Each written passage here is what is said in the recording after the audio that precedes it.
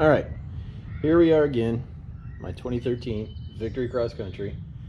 I completed the slip-on muffler install. I'm gonna have to get some bigger radiator clamps for the chrome heat shields, but God, I really don't even want to put them back on. They look so good the way they are. But here we go. Turns out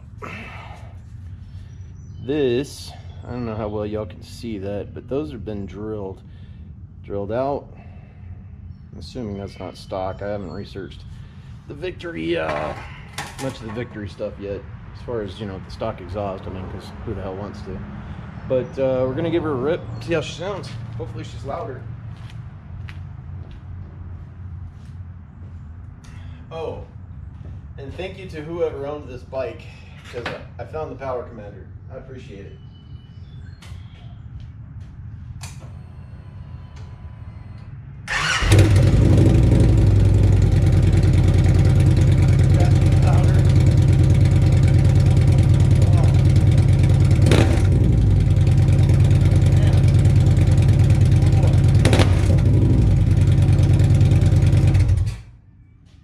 Piss off the neighbors.